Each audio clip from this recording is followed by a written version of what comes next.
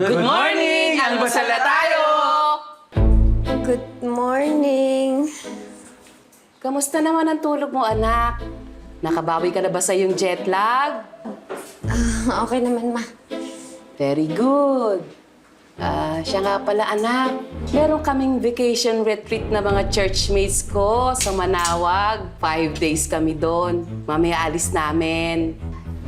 Anak, ako naman sasama ako ng kaibigan ko sa manggagamot doon sa Batangas. Ang galing daw manggagamot yun. Lahat ng klase ng sakit. Napapagaling niya. Baka doon gumaling yung liver disease ko. Liver, di ba? Ay, hindi. Lung disease pala. Nalito lang ako. Sumasakit na kasi yung liver disease ko. Ate, ako naman. May job conference ako sa Baguio. Kasama ko mga college friends ko. 1 week kami doon. Mamasyala rin kami doon. Teka, ba't kailangan mo pa pumunta sa Baguio? Eh, ang dami-daming job opportunities dito, especially you, di ba? Graduate ka with honors? Mas gusto ko kasi mag-stay doon, ate.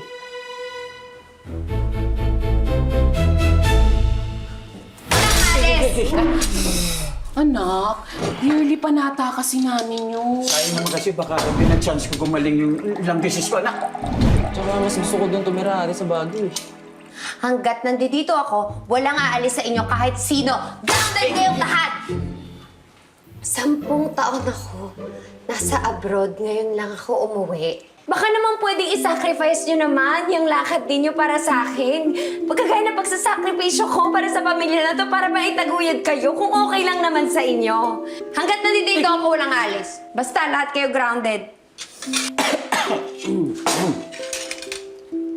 Tsaka may papakilala ko sa inyo. Si Will. Sino, Will? Will? Fiancé ko. Kakasal na kami. Ano? Kaya walang alis. Kaya kumain kayo! Ganun niyo ang hotdog! Ito na.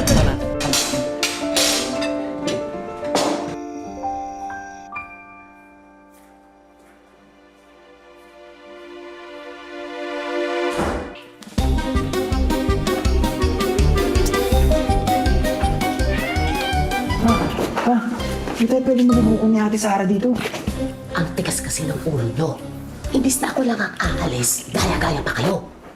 Ayokong makitang sumambulat ang galit sa atin ni Sarah. Pag nalaman niyang itira sa atin ang bahay nito, dahil maririmata na sa pagkakasala, dahil sa pagkalulong sa bisyo mo. Raul, kasalanan mo lahat ng ito. Kasalanan ko na naman. Sa tingin mo, hindi mo gagalit si Sarah. Pag nalaman niyang hiniwalayan mo na ako at sumama ka doon sa lalaki mo na mas bata pa sa anak mo. Eh, dahil din naman sa'yo yun, ha? Dahil sinira ang pamilyan to. Ako na naman. Eh di ba ikaw nagsabi sa akin na magpanggap ako ng sakit ako sa baga para magpadala na naman ng pera ng anak mo? Eh, parang nga mabawi kasi itong bahay nito. Magbabawi. Pero wala pa din. Inubos mo pa din yung pera. Ma, pa, di nga ako pwede malaman ni Ate Sara na hindi ako nakagraduate ng college. Eh, alam ni Ate Sara, graduate ako with honors. Eh, ni second year nga, di ko natapos eh. Eh, paano? Imbis na pumasok ka sa school, puro bulak-bulak ang pinagkagagawa mo. At pumasok ka pa dyan sa mga gang-gang-gang na yan. Kaya napahama ka tuloy. At yan, napasok ka sa Boys Town. Tama na. Ang tanging na lang natin magagawa, isip kung paano natin gagawin na hindi tayo mabubuko ni Ate Sara. Nahawa nga ako kay Ate Sara eh. Kasi hindi niya alam, uuwian niya pala dito. Hindi na tayo buo, wasak-wasak na. Yun lang. O siya, magkaklabing pa kami ni Walter. Mauna na ako. Ay naku ma. Ko, bukas na lang natin isipin kung paano gagawin natin. Pasabay ako. I-draft mo ako sa kasino. Ano ba kayo? Ay, diyan ka lang.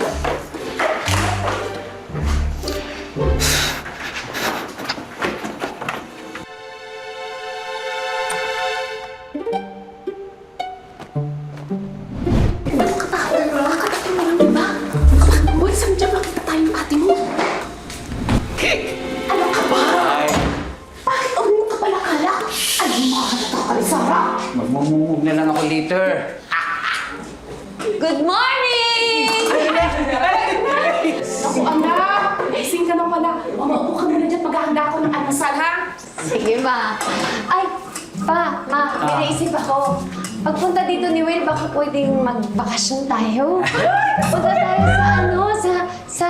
sa Boracay. Huwag na natin isipin yung gastusin, kami na bahala din. Good! Umiinom ba kayo? Bakit? Ba't ang may alak? Ano ka ba naman, anak? Ganyan talaga amoy ng hininga ng tatay mo, nakakasulaso. Piniis ko lang lahat. Hindi, parang... Alak pa... Anak, wag mo na! Tumayo ka na dyan. Pumunta ka na ng banyo. Maligo. Malinis ka naman. Malak mo, namiss ko talaga maglinis dito sa bahay natin. Pero ngayon, bahay na talaga natin at bago na. Oo nga, anak. Bahay natin. Nasaan nga pala yung mga gamot tsaka Ay, ka ba? Andun sa kwarto ng papa mo, doon ko tinago. Huwag mo nang alalahanin yun. Ako na nag-aasikaso nun. Sigurado ka, baka kailangan niya na ulit ng Oo na, bagong anak. stock.